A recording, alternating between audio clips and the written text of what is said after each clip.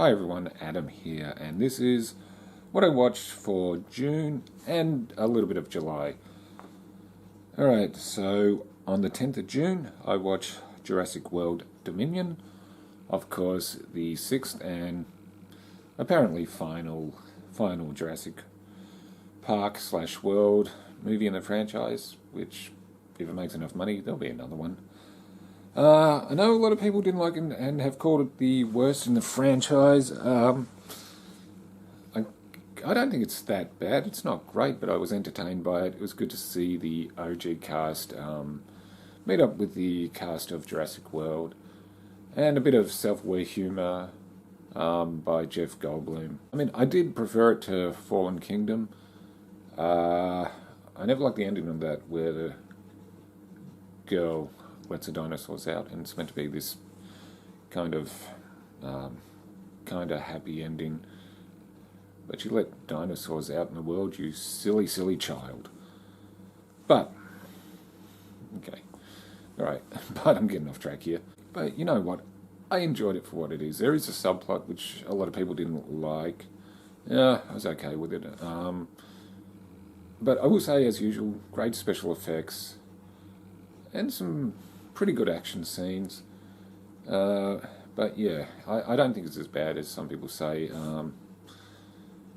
But if you didn't like it, that's fine. Not here to judge. Or maybe just a little bit. On the 18th of June, I watched a movie called Miami Connection, which was released in 1987. Has garnered a cult following over the years. And I'll just give you the synopsis for it.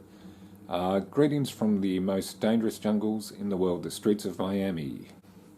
In a world where ninjas dream of being rock stars and rock stars dream of being ninjas, a martial arts rock band goes up against a band of motorcycle ninjas who have tightened their grip on Florida's narcotics trade. Yeah, so Miami Connection takes place in Florida. Look, is it a good movie? I wouldn't say it's a good movie. Plot's a bit silly. Motorbike riding ninjas. That doesn't sound too stealthy. But you know what? I enjoyed it for what it is. It's kind of a fun, I guess, B-grade movie. But I will say this. The martial arts scenes are done pretty well. Because most of the guys in this were actually students of the director. They weren't actors, which is kind of obvious, which kind of makes it more enjoyable. But the band in the movie has a pretty catchy song called Against the Ninja, and it rocks. But yeah, it's kind of silly, but kind of fun at the same time. Hasn't been well edited. But yeah, I mean, it is good for the martial arts scenes, and it is a good time. It's a good, bad movie, I guess.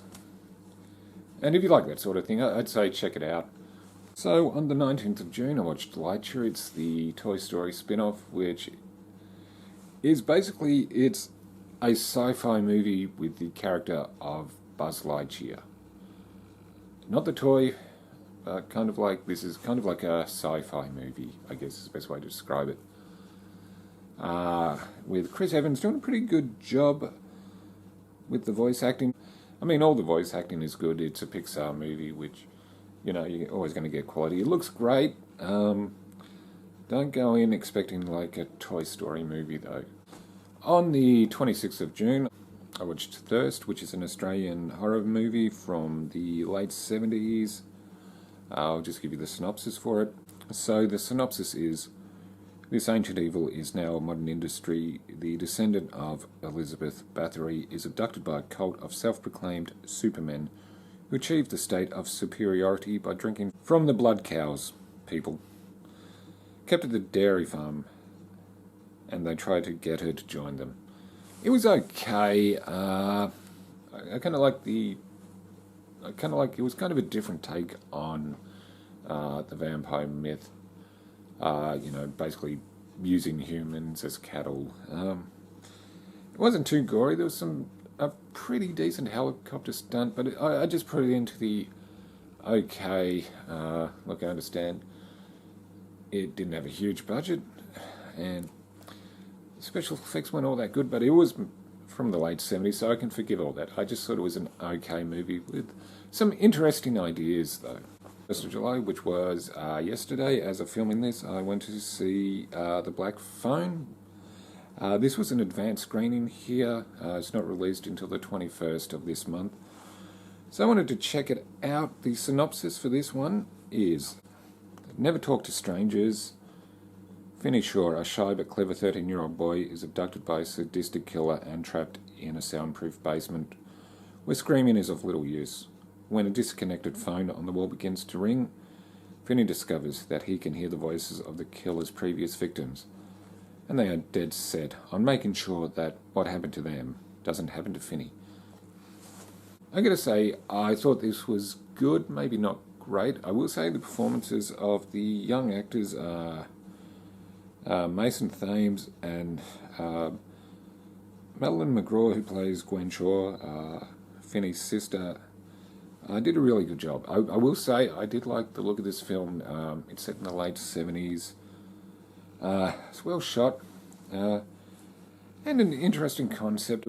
Also got to mention Ethan Hawke as the villain known as the Grabber. Say it was original, but I had to say maybe I thought it was a little bit overhyped. It's not a bad movie at all. I will say it is good. It's decent. So yeah, I mean, it is worth checking out. Yeah, because I did like its originality and the aesthetic of it as well. So this is where I'm going to finish up. Let us know, have you seen any of these? What did you think of them? Like, comment, subscribe. I'm Adam, and I'll see you again soon.